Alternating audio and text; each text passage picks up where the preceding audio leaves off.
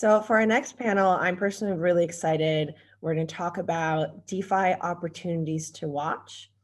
And the panel will be moderated by Karl Samsen, VP of Capital Markets at GDA. And we will feature Bartolome Bordallo, CEO of Zignaly, Eddy Travia, CEO of Coinsilium, and Ali Raheman, CEO of Autonio Foundation. Thanks, guys. Hey, Todd, thank you for passing that on. Great job to everyone. Welcome to the day 2 of the Wealth Management Summit. Very excited about this panel and about the panelists I will be able to interview today. So without further ado, let me just forward the introductions. So we have a great group of gentlemen today. I'll start off by introducing Eddy Travia, CEO at Coinsilium Group and the Regional Director of ILV Labs, Asia Pacific. Eddy, as an individual, has pioneered investment into blockchain and Bitcoin startups since the early 2013 era. Nominated as one of the top 3 most influential investors of the year at the Blockchain Awards, along with Mark Anderson and Roger Ver in 2014. He is currently CEO and co-founder of London-based Coinsilium Group, the venture builder, investor, and advisor that finances, manages, and develops early-stage blockchain companies through their life cycle. Along with being the CEO and co-founder of Coinsilium Group, he is the regional director of ILV Labs, which is the parent company of RSK Smart Contract Network, a project that I and the firm are personally very, very interested and confident in the growth of. Along with that, he is involved in the Taringa social media platform and the DeFi. He's a DeFi proponent for Bitcoin. Other services based on the RSK blockchain include our RIF Open Finance, RIF Storage, RIF Directory, and RIF Name services. Corporations can also integrate blockchain infrastructure using the RIF Enterprise. As an advisor to blockchain and digital currency companies, he has participated in the TEDx INSEAD in June and TED-IE in Madrid. And he's also the co-founder of Seedcoin, a global seed stage startup incubator for digital currency and blockchain-focused products and services. Seedcoin organized the first digital currency conference in Asia in 2013 in Singapore. So welcome, Eddy. Thank you for joining us today.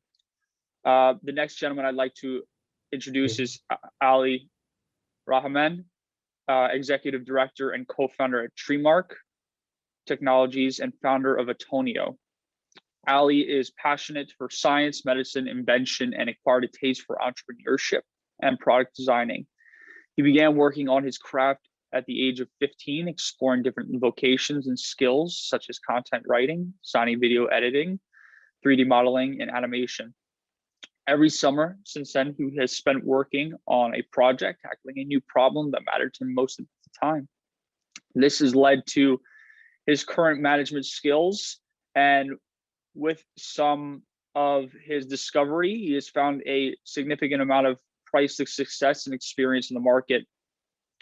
Having bootstrapped his businesses, Ali has worked in practically every role and department within an organization, gaining valuable experience and understanding. He has discovered his strengths in product designing, back and front testing, R&D, sales, and currently is focusing his projects in blockchain, AI, AR, VR, autonomous mobility, healthcare, decentralized finance, and more. To wrap it up, Ali has co-founded Treemark Technologies and Technology Consulting and the project management firm in Xi'an.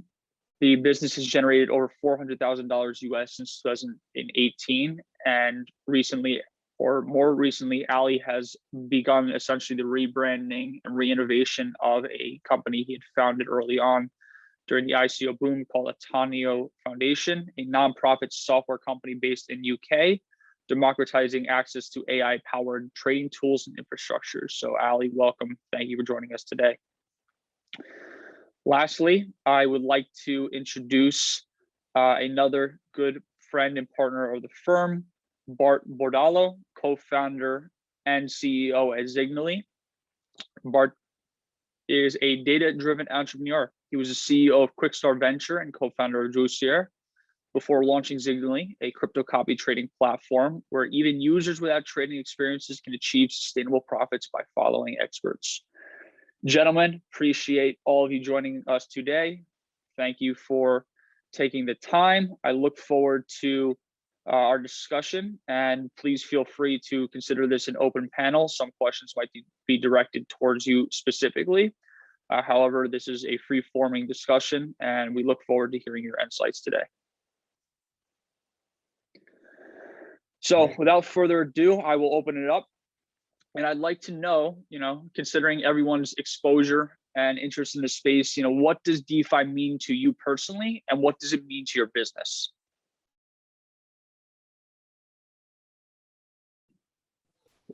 Okay, I can start. Thank you for the intro, Karl. Hello, everybody. For me, decentralization with the blockchain in general is a kind of new freedom, right? We are able to remove all the unnecessary steps that we have so far. And since I don't see that we need to remove government, but we don't need the government to issue, for example, the coins. We don't need a notary to verify that the person who is signing is the person who is supposed to sign. All these things now can be done in a decentralized way with a more proof of concept about the person who is there or the service that they are providing. So for us, the decentralization is very important in Zignaly, because it's the way that we are able to reach everybody in the world. Right now, everything is very regulated, is very centralized. So people from developed countries, they have access to really good financial opportunities. But if you are in a developing country, maybe you don't have so many opportunities, or even if you are in a developed country, you cannot access to the best opportunities because these opportunities are require higher management fee, or the minimum investment is super high for you. So we think that the current system unfairly favors the wealthy people, the people who already have money. But with this new technology, we are able to democratize the investment and more financial opportunity for everybody. Excellent. And that's a key to, again, the foundation of blockchain and the social impact, as well as the financial impact of it in terms of inclusion and democratization. Very, very key concepts to A, this conversation, and B, to the foundation and bedrock of DeFi. Eddy, I'd love to hear from you in terms of how you feel DeFi has opened itself up to the masses globally in terms of creating a foundation, as well as specific products that have essentially leveled the playing field for those in the past that might have not had access to either high yield investment products or even a investment product that would be deemed to have some sort of viability from a consumer perspective. I guess it has in many ways, but I think we're still far from, kind of a mass adoption of DeFi tools, and there are many reasons for that. One of the reasons is because you need a certain level of financial literacy to use DeFi. You need a certain level of know-how about crypto, and obviously on certain networks like the main one, like Ethereum, you need also to be able to pay the fees. So I guess we're going there, and I think there are many projects working on solutions where it does open up in any way products and financial instruments that many people wouldn't be able to enjoy, especially in countries, for example, with high inflation and countries where there is no monetary stability. But obviously there's still work to be done so that these products are really accessible. And if you want to go towards financial inclusion, which is also one of the IOV Labs missions through the RSK blockchain, you need tools which are affordable and are simple enough, simple UI, and people can understand. But my first insights into DeFi, I have a financial background. It's really it has been for a while a playground for people with good financial literacy and as well experimentation, people willing to experiment and able to experiment different financial products. And that's not exactly the same targets. It's probably very different targets from, let's say, people who would need just basically make sure that their money is not eroded every day by inflation and or may not have access to banking services and financial services like you were saying. I agree that blockchain can enable that and does enable it in certain circumstances. But let's be clear that DeFi at the moment, I would say, is mostly used by financially sophisticated traders. Very good points. And Eddy, I'd like to come back to you shortly in terms of an article you had written last summer in terms of a very, very interesting model that has used or will be able to use the current foundation in order to, we'll call, streamline the progression of the life cycle of DeFi in terms of opening up the access or the usability or viability past more sophisticated investors. But Ali, real quick, in terms of what Eddy has mentioned regarding the life cycle of DeFi and where we currently are at, and the viability to a more sophisticated investor versus a retail layman in participating in what is currently a high yielding ecosystem. What is your thought process? Yeah, I think I agree with Eddy and even some of the things that Bart mentioned. The stage we're in right now, we're trying to democratize access to these tools, intelligent, sophisticated tools, which otherwise are inaccessible to the average trader user. So there's a very small fraction of people that are participating in crypto or DeFi that have the ability to utilize or exploit it to its best. And there's this problem of accessibility of tools, of information, and I think that's one of the things that over the next few months and years would have a huge impact on how DeFi really progresses. So I think that we're still at very early stages, but it's really exciting to see that people working in the space, they're innovating, they're doing some really amazing things that try to solve problems, that try to include more of those individuals that otherwise have no access or infrastructure to really exploit and utilize these yields that are available out there. So I think democratizing these tools, this information, making it available is one of the critical things right now. And yeah. Look, I think it's very interesting when I speak to some of my friends who are still, more into traditional finance, whether they're on the buy side or sell side.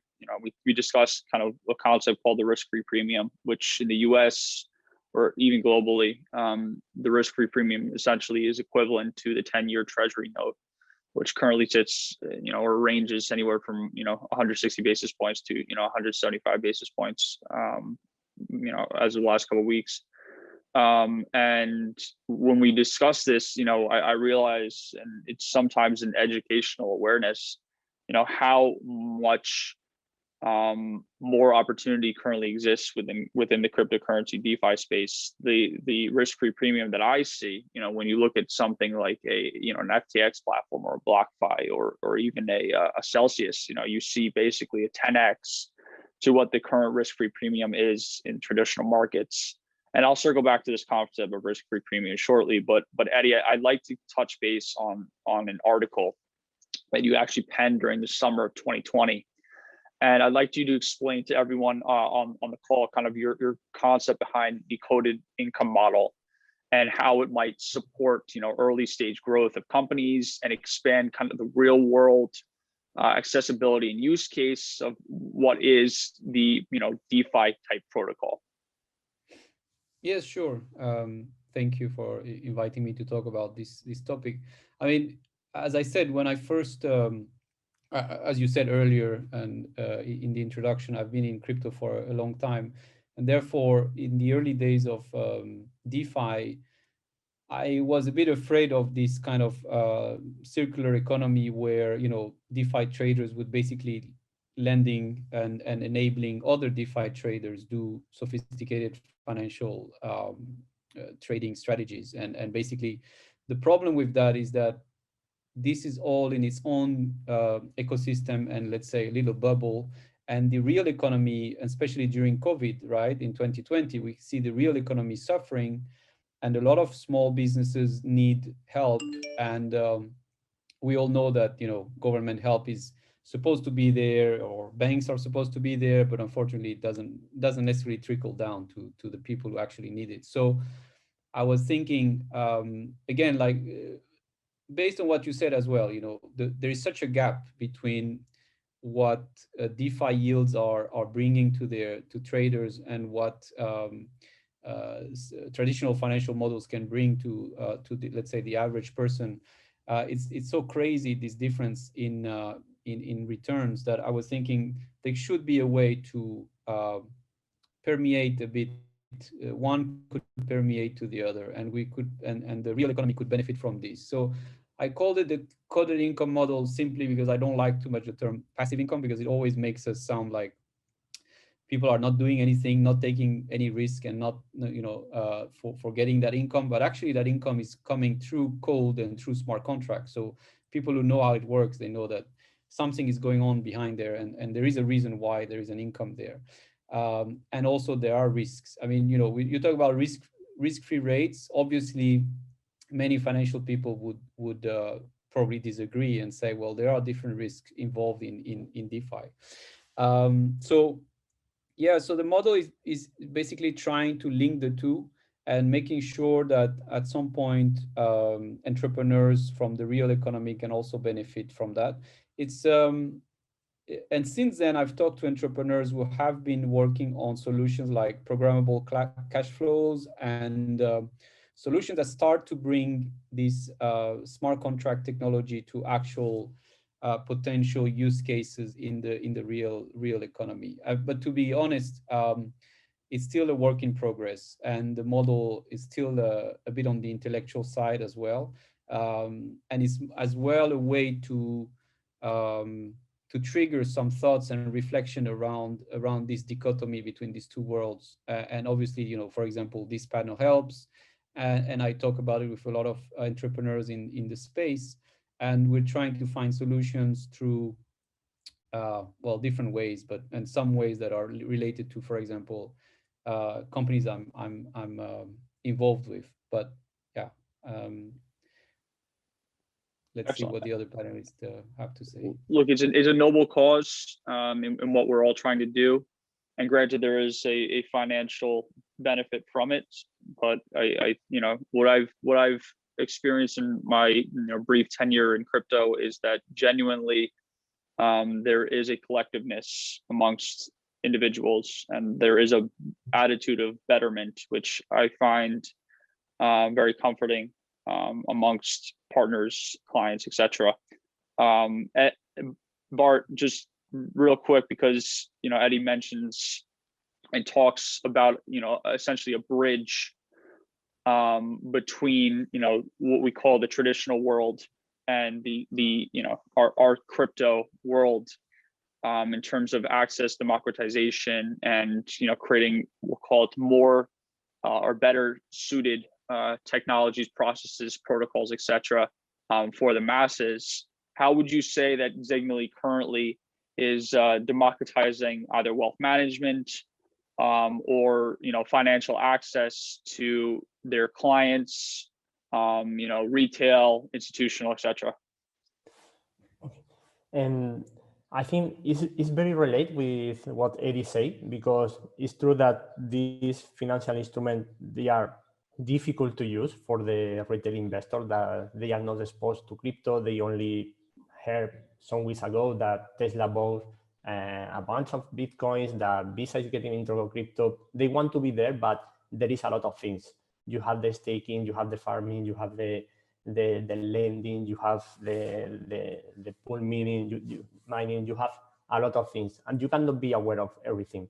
And what is more important, maybe these investors, they have a little bit of real estate, stock options, crowd lending, they cannot get a lot of information and educate themselves in each part of the portfolio.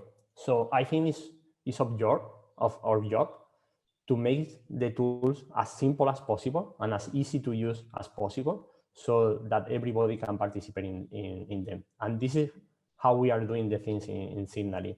We have expert traders, they know how to work, they have the technical knowledge, they have the education, they are in front of the computer all the time looking for opportunities. And then we have the investor that they don't want to know anything about crypto, they don't want to know anything about trading. The only thing that they want is some profitability from their investment. So in Zignaly, you go, you put your money, somebody is going, you follow one of the experts, where with total transparency, you can see the results and you can rely in the community to trust this expert. And once you put your money there, you can forget about that. The expert is the one who is going to manage your balance and is going to generate profitability for you. So I think in general, these complex products should have a layer of or extraction of this difficulty and make it easier for the users to get into these products. I love it. You've created essentially a passive tool similar to Eddy's concept of coded income, which we have seen through ETFs and traditional participation as being very, very suitable for the masses in terms of flows of capital.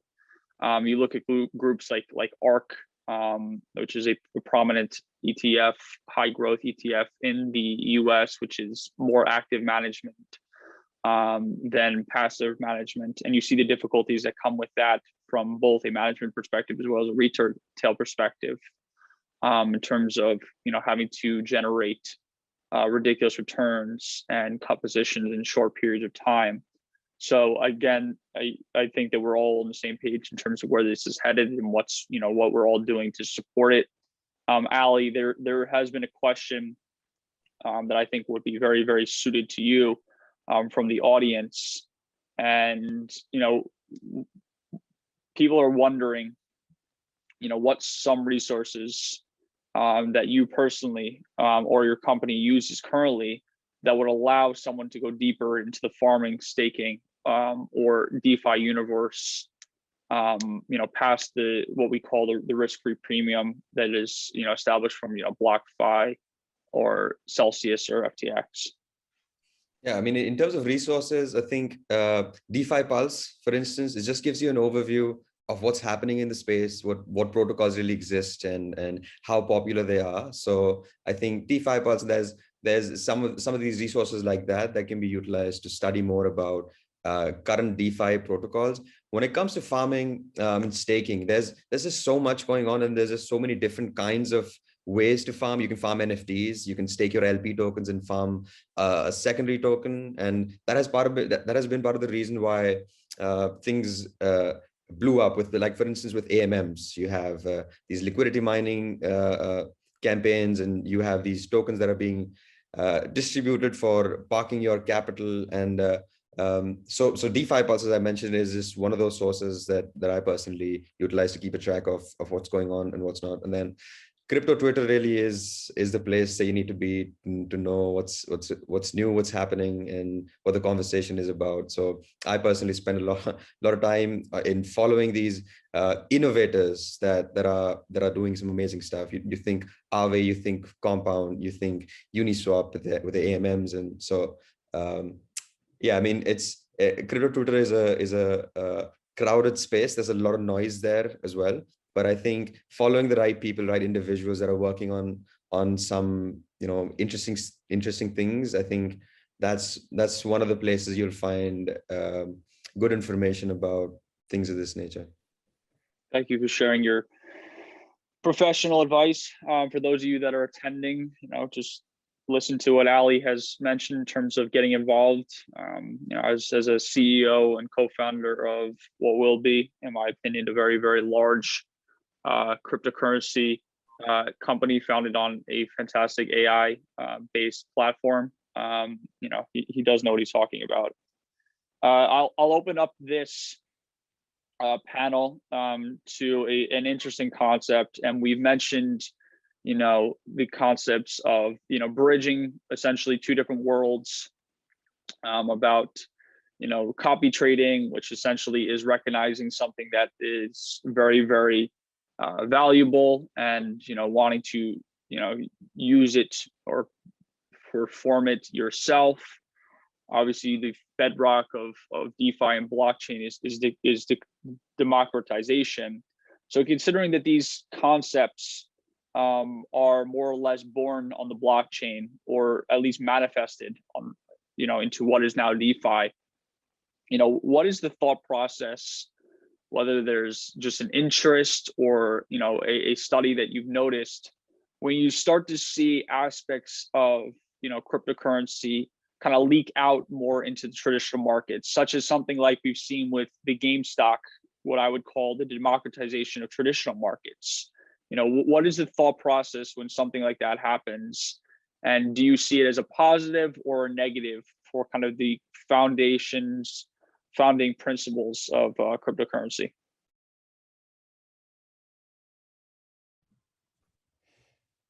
Well, I guess there are a few manifestations of crypto outside of, let's say, the traditional, now we can call crypto world. One of them that is extremely trendy right now is NFTs. I mean, everybody has definitely heard about NFTs lately.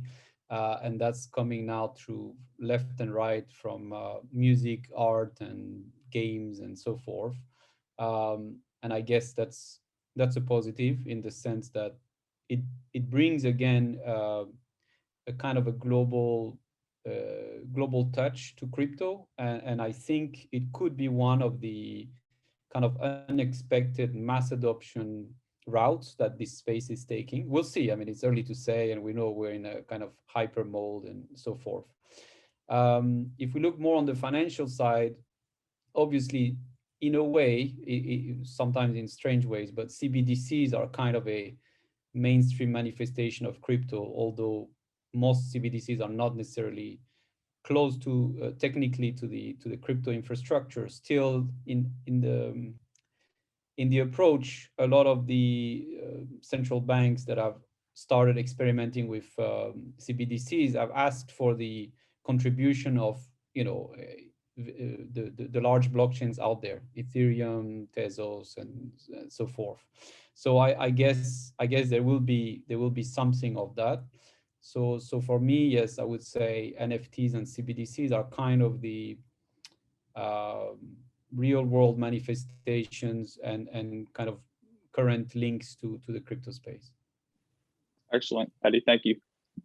Bart, Ali, what do you guys think about kind of the byproducts that Eddy has mentioned in terms of CBDCs and NFTs as a result of, again, the founding core of cryptocurrency? I think is something very interesting. The new concept about NFTs, it can represent is the proof that you are owning something. So it can be from not only, we are seeing a lot of examples now, or the base case use is you own some kind of digital art, but I think it can have other applications. It can represent an insurance. It can represent participation in a real estate. For example, it would be very interesting to split. You buy a house, you split the house in NFTs, and you can share this NFT with the investor, and you can trade this NFT in a secondary market for cryptocurrency or for the NFT. So I think it's something very interesting. We have seen the top of the iceberg, but there is going to come a lot of more case use. Very, very interesting. And Yeah. NFTs and CBDCs, right? These are just products, and CBDCs are something that is a little less, I would call it democratized than, traditional financial products or crypto products.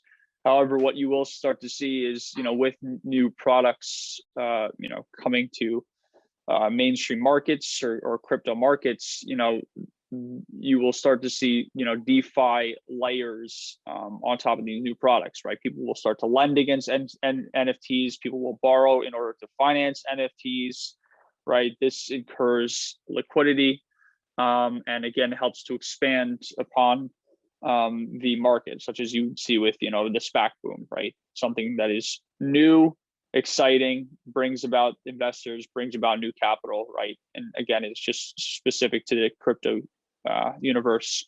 Ali, question for you.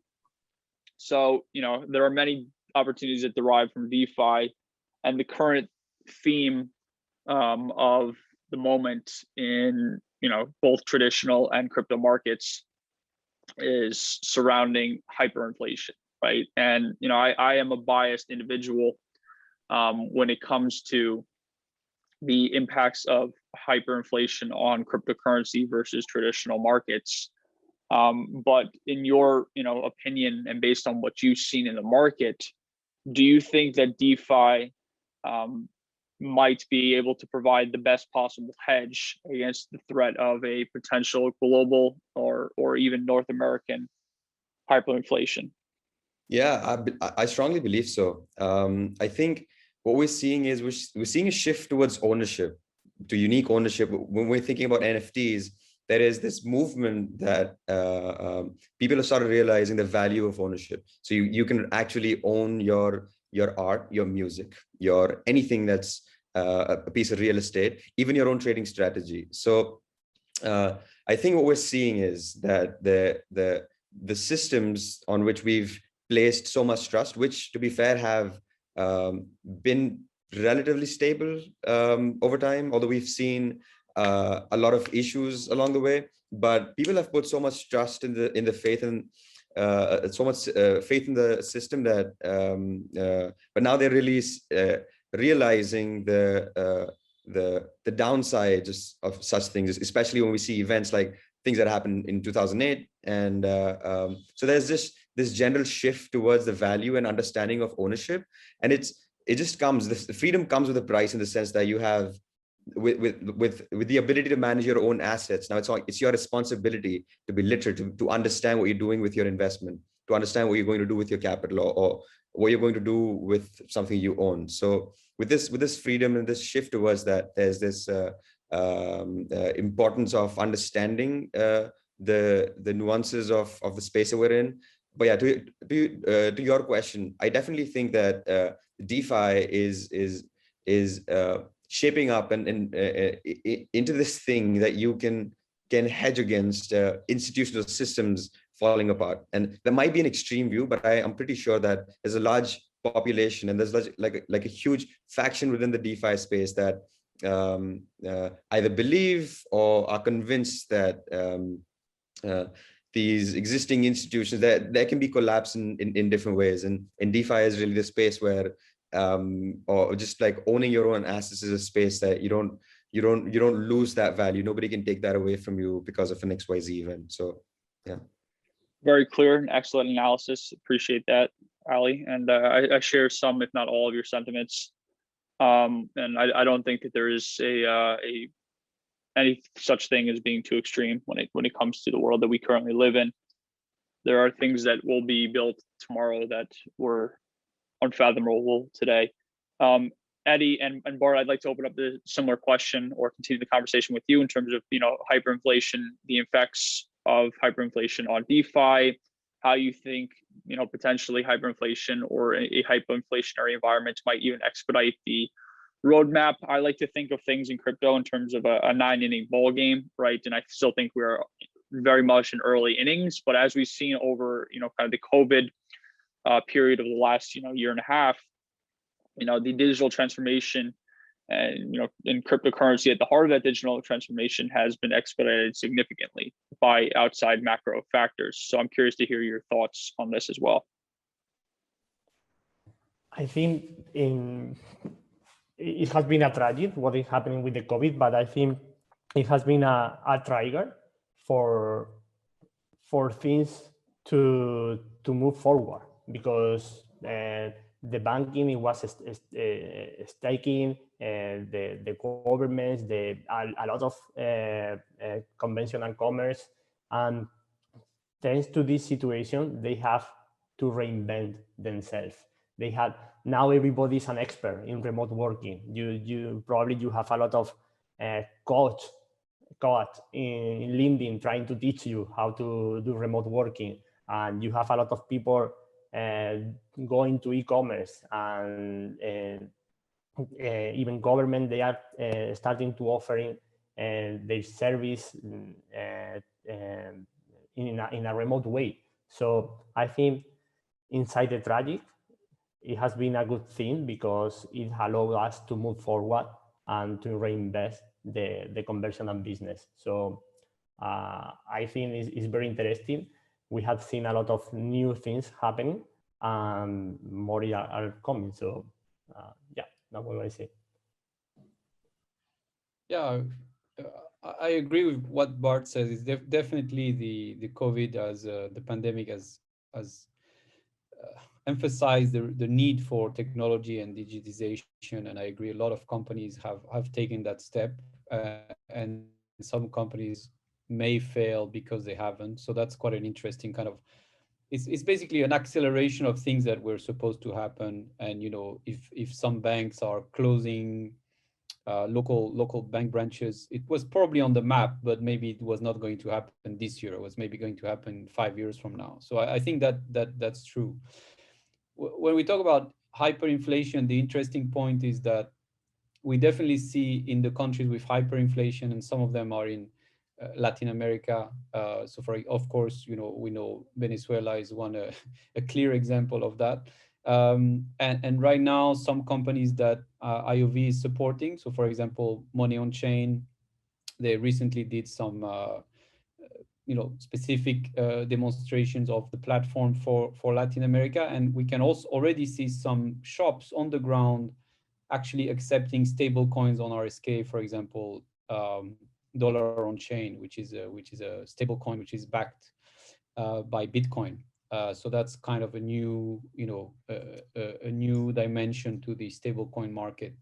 So yes, in these countries where hyperinflation is really devastating, and in countries where it's softer but still hard, like Argentina, where a lot of the RSK developers are based, it definitely makes a huge difference. So I think in this case, we see the prop, a real tangible use case, almost a life-saving use case of cryptocurrencies.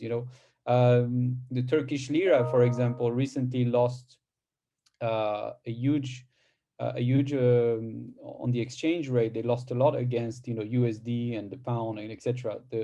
And Turkey has always been, I mean, for the last few years, has been a very strong crypto market. So I guess we now understand why, because a lot of Turkish people were worried about the economic stability and the monetary stability of the Turkish lira, and I hope many of them get into crypto, because then you get to the situation where it's kind of too late, and you have a stack of fiat currency that is worth 50% less than what it was worth the day before, and that's tragic for a lot of people.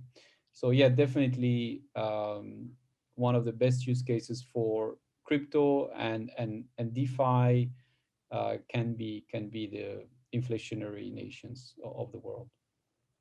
I agree with you, and you used a great word, tragic, and unfortunately we do learn from historical events, and the definition of insanity is to continue to do something over and over and expect different results.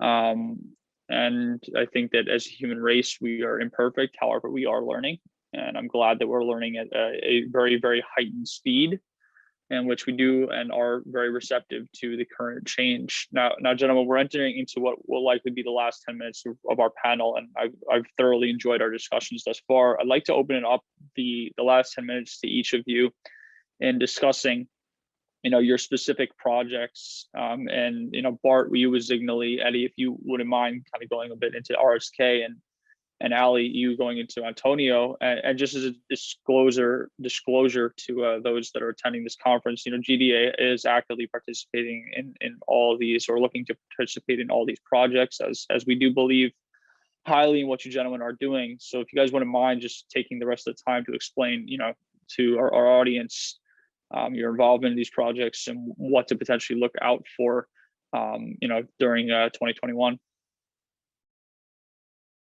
All right. So I'll begin. At Autonio, we're building a prosperous community around algorithmic trading. We founded the project back in 2017, and the focus has been building a tool set, which includes a market maker, liquidity mining protocol, an exchange infrastructure, and most importantly, AI. So much like Zignaly and what Bart and their team are doing, they're essentially democratizing access to these trading tools, and we're pretty much doing the similar thing. We're providing these trading tools, including AI, to expert traders, so they can deploy their own trading strategies, and others can benefit from the strategies they deploy.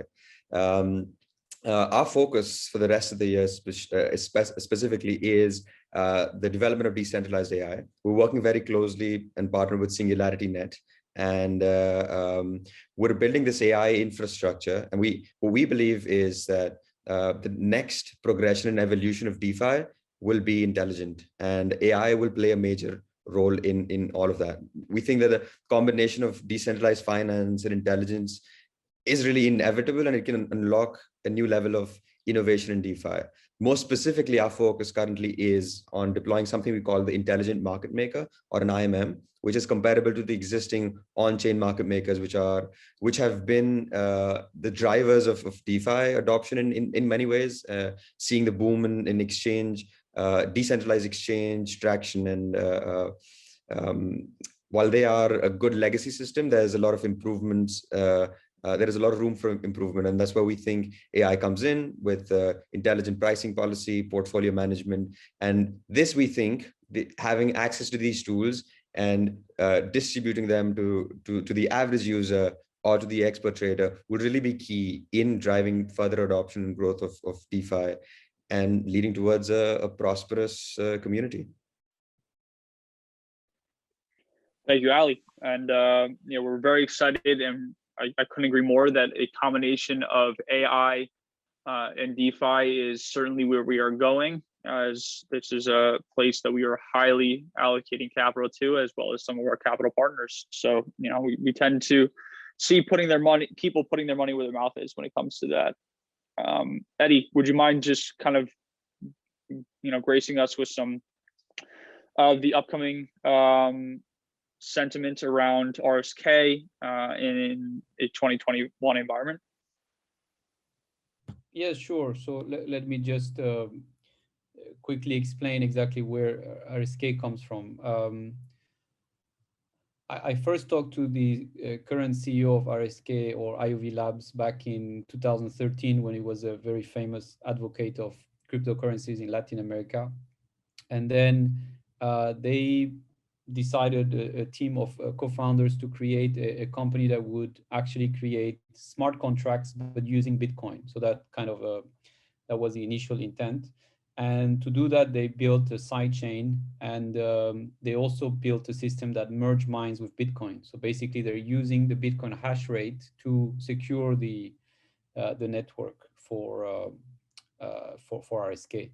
So they also use what we call a kind of a two-way peg, or a POW peg, a proof of work peg, whereby they create their own version of Bitcoin, with almost like a layer 2 Bitcoin called the RBTC. And basically, that's the Bitcoin that is being used, for example, on platforms that are doing Bitcoin-backed stablecoin and Bitcoin-backed DeFi services like Money on Chain, Sovereign, RSK Swap, and so forth.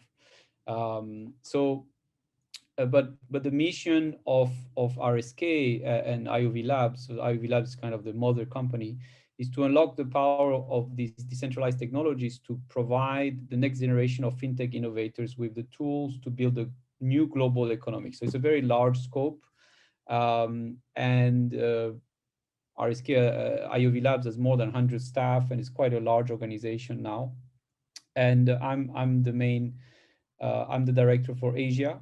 And in terms of what's coming next, so we are through some partnerships, we're looking at the NFT market. That's something we're going to do out of Gibraltar with Nifty Labs, which is a Coinsilium indoors partnership. Then we're also looking at DeFi, but that has been the case for a few, for 2020 already, but there are more projects coming up. Using existing tools, everybody knows the composability of DeFi. So using existing tools and using partners in the RSK network. And of course, there is a need for kind of territorial advancement. So I'm helping RSK to be more present in Southeast Asia. We're targeting countries like Indonesia, Vietnam, Philippines, where there is a potential for growth. And they are very strong in Latin America, but they're pushing forward there as well. So yeah, I think a lot of different, new sectors, new territories, new partners coming up. So all very exciting, and all based on decentralized tech and the strength of the Bitcoin network in the background securing all this. Excellent.